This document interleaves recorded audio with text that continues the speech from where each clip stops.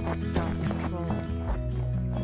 We live in a scientific age. Men of science are numbered by thousands, and they are ceaselessly searching, analyzing, and experimenting with a view to discovery and the increase of knowledge.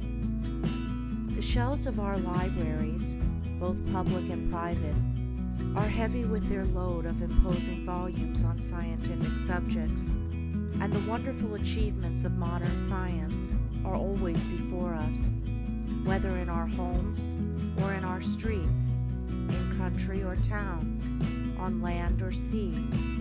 There shall we have before us some marvelous device, some recent accomplishment of science, for adding to our comfort, increasing our speed, or saving the labor of our hands. Yet with all our vast store of scientific knowledge, and its startling and rapidly increasing results in the world of discovery and invention, there is, in this age, one branch of science which has so far fallen into decay as to have become almost forgotten, a science, nevertheless, which is of greater importance than all the other sciences combined, and without which all science would but subserve the ends of selfishness and aid in man's destruction. I refer to the science of self-control. Our modern scientists study the elements and forces which are outside themselves, with the object of controlling and utilizing them. The ancients studied the elements and forces which were within themselves, with a view to controlling and utilizing them, and the ancients produced such mighty masters of knowledge in this direction, that to this day they are held in reverence as gods, and the vast religious organizations of the world are based upon their achievements. Wonderful as are the forces in nature, they are vastly inferior to that combination of intelligent forces which comprise the mind of man, and which dominate and direct the blind mechanical forces of nature. Therefore, it follows that to understand, control, and direct the inner forces of passion, desire, will, and intellect is to be in possession of the destinies of men and nations.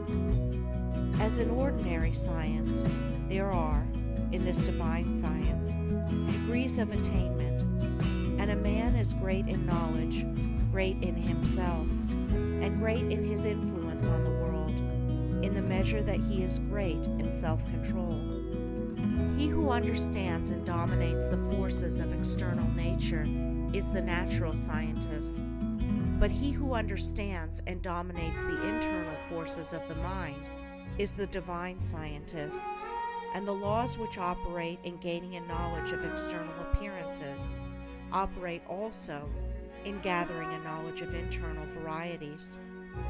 A man cannot become an accomplished scientist in a few weeks or months, nay, not even in a few years, but only after many years of painstaking investigation can he speak with authority and be ranked among the masters of science. Likewise, a man cannot acquire self-control and become possessed of the wisdom and peace-giving knowledge which self-control confers, but by many years of patient labor, a labor which is all the more arduous because it is silent and both unrecognized and unappreciated by others.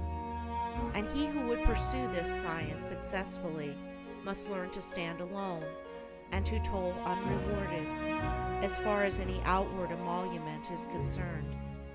The natural scientist pursues, in acquiring his particular kind of knowledge, the following 5 orderly and sequential steps. 1. Observation. That is, he closely and persistently observes the facts of nature. 2. Experiment. Having become acquainted by repeated observations with certain facts, he experiments with those facts, with a view to the discovery of natural law.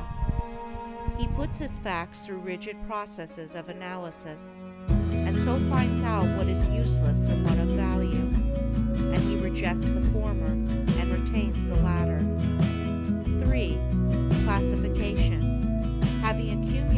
and verified a mass of facts by numberless observations and experiments, he commences to classify those facts, to arrange them in orderly groups, with the object of discovering some underlying law, some hidden and unifying principle, which governs, regulates, and binds together these facts.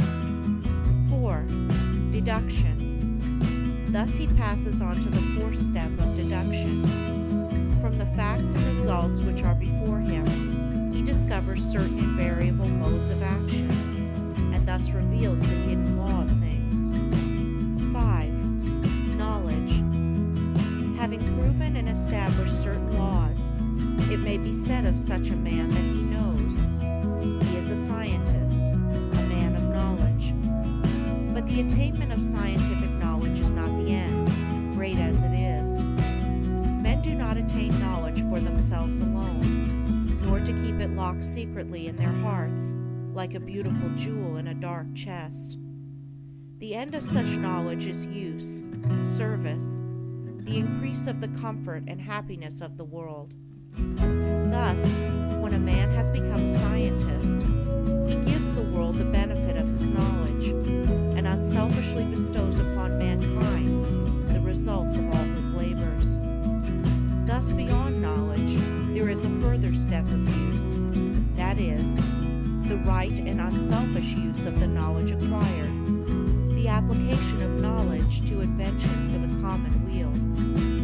It will be noted that the 5 steps or processes enumerated follow in orderly succession, and that no man can become a scientist who omits any one of them. Without the first step of systematic observation, for instance, he could not even enter the realm of knowledge of nature's secrets. At first, the searcher for such knowledge has before him a universe of things. These things he does not understand. Many of them, indeed, seem to be irreconcilably opposed one to the other, and there is apparent confusion. But by patiently and laboriously pursuing these 5 processes, he discovers the order, nature, and essence of things, perceives the central law or laws which bind them together in harmonious relationship, and so puts an end to confusion and ignorance. As with the natural scientist, so with the divine scientist, he must pursue, with the same self-sacrificing diligence, 5 progressive steps in the attainment of self-knowledge, self-control. These 5 steps are the same as with the natural scientist, but the process is reversed.